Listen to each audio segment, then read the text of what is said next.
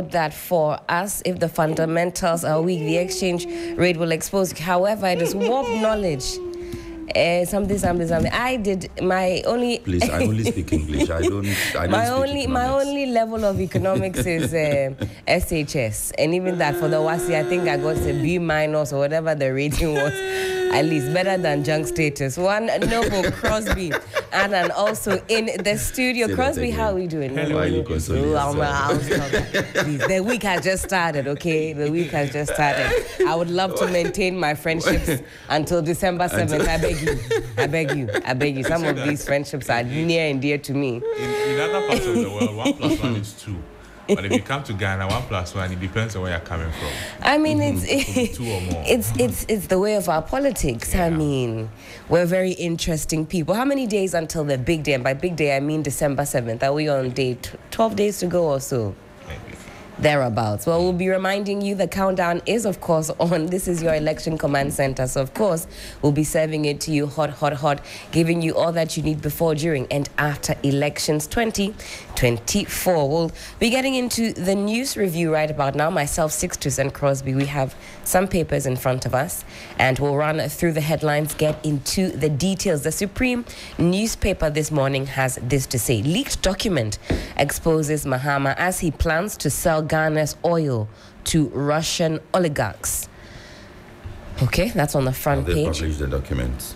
Well, this, okay, let's check it out. The full story on page 3, but it starts off on the front page.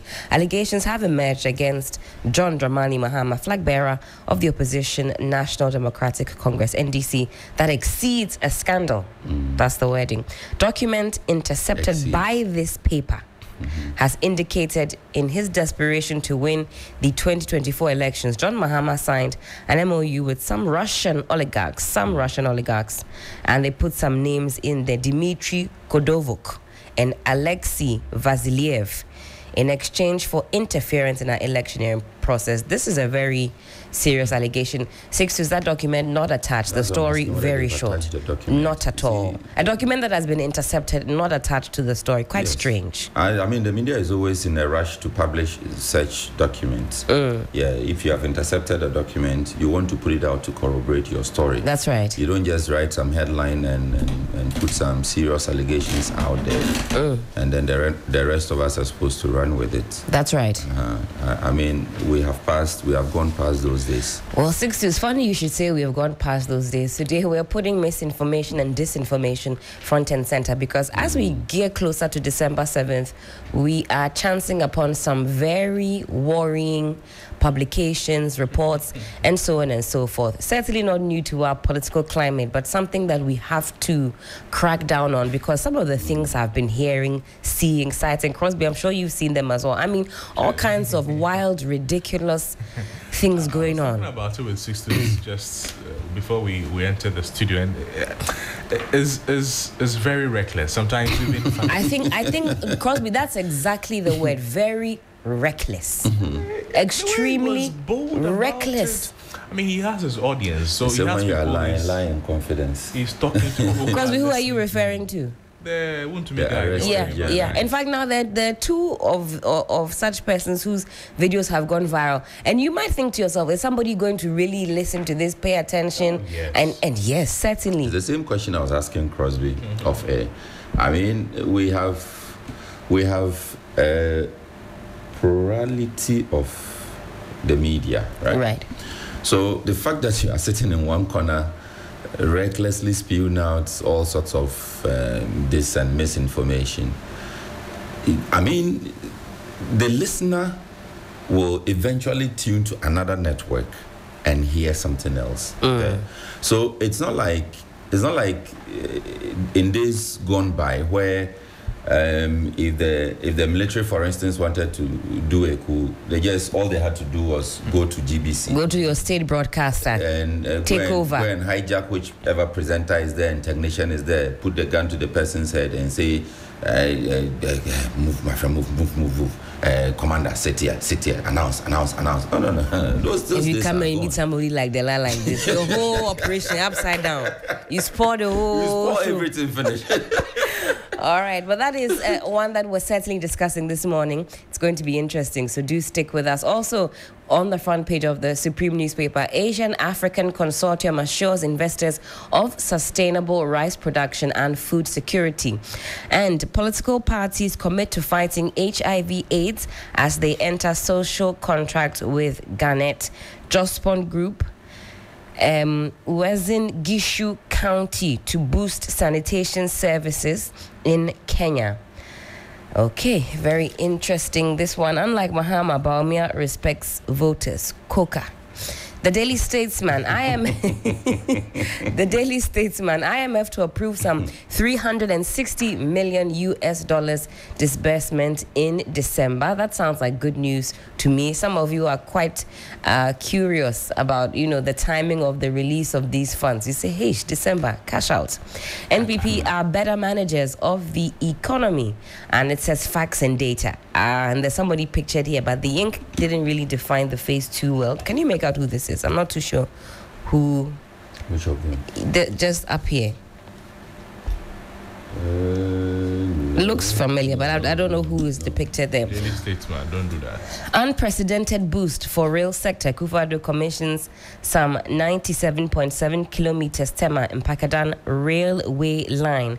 Drive to inspire Africa trains youth development counselors.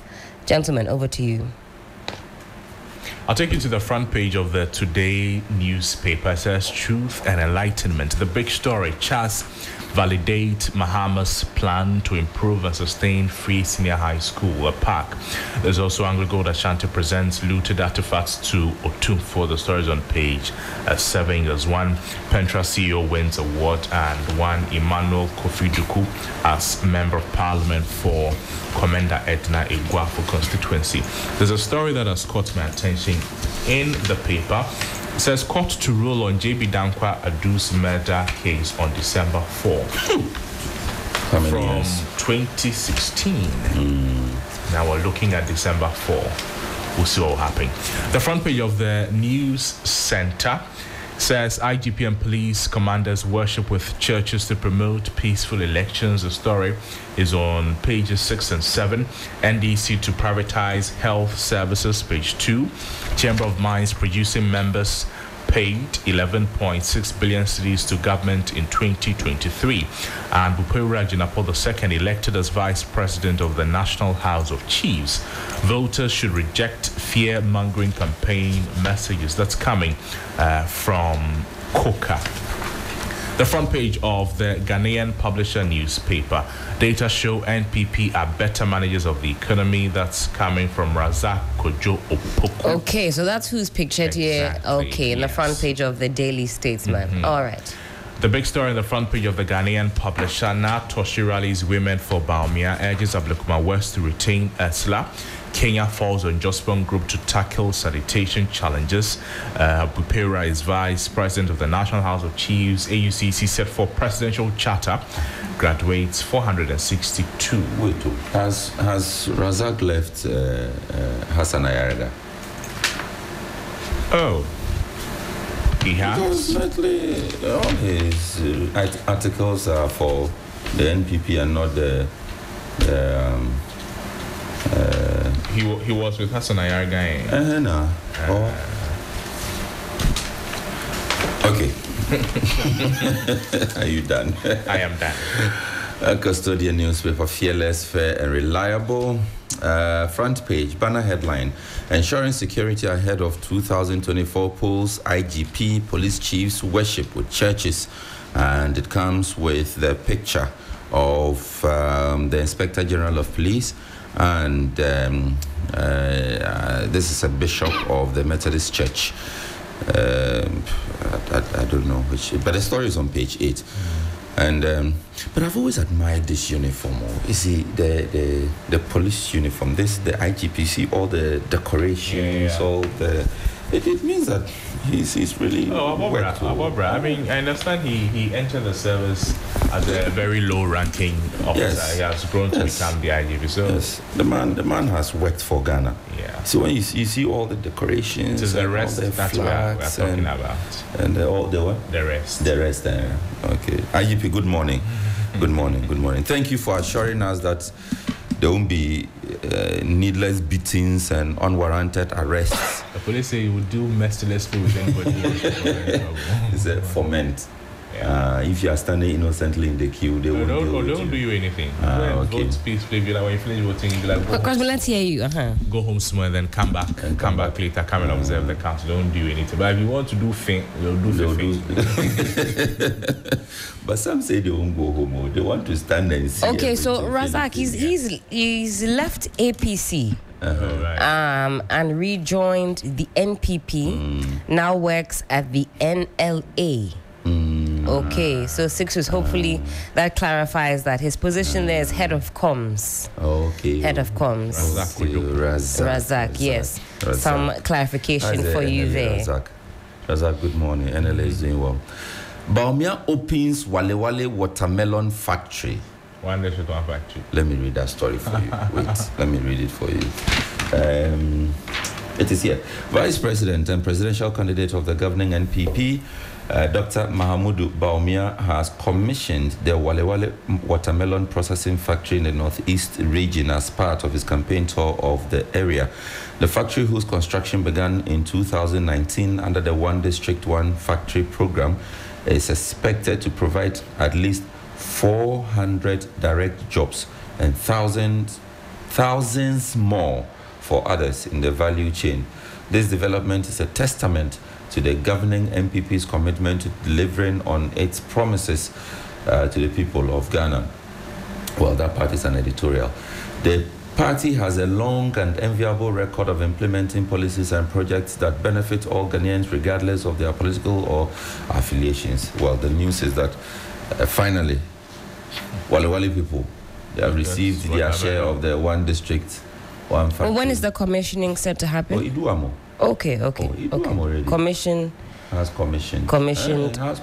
happened. Okay, all right. There's no date to it.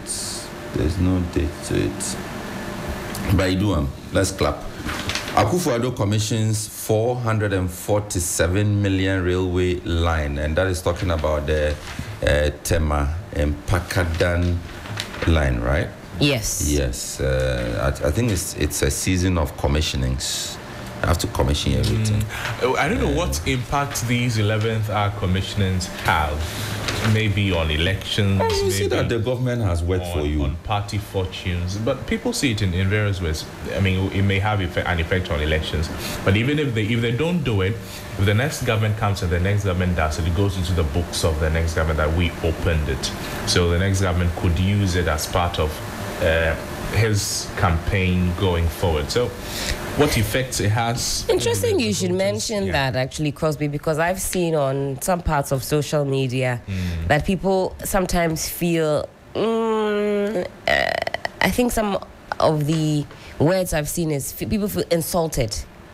Almost as if, well, these interventions could have been made at any point in the year to reduce whatever the case, with the railway lines, with the, for example, the interchanges and all of that. And this isn't peculiar to this government alone. We've seen this happen a number of times, close to elections. It almost feels as though the government is holding off. The night before elections, people do commissioning and all. Interesting you should mention that.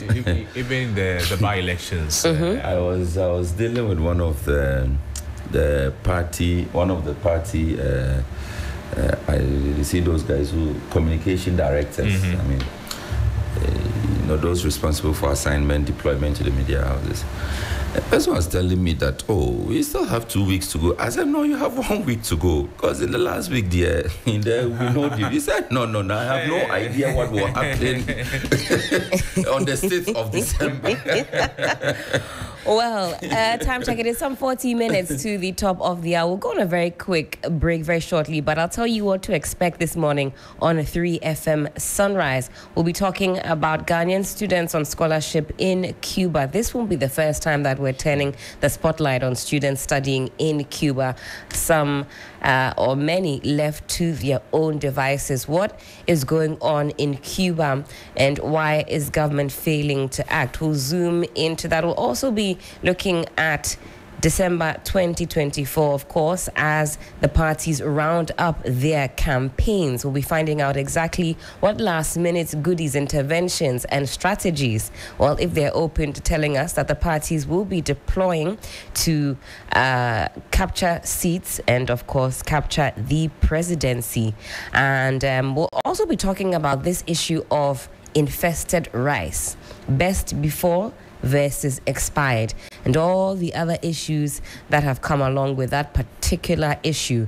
I'm only now really seeing parents up in arms about this. For me, the communication from the government seems a bit too methodical for me. We're talking in, some kind of terminology. Best before means XYZ, but when it all comes down to it, what kind of food are we eating?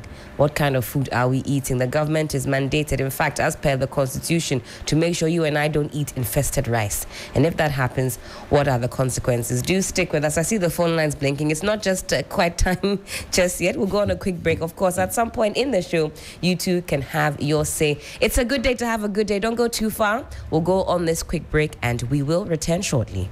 You can engage in all the propaganda you want, but if the fundamentals are weak, the exchange rate will expose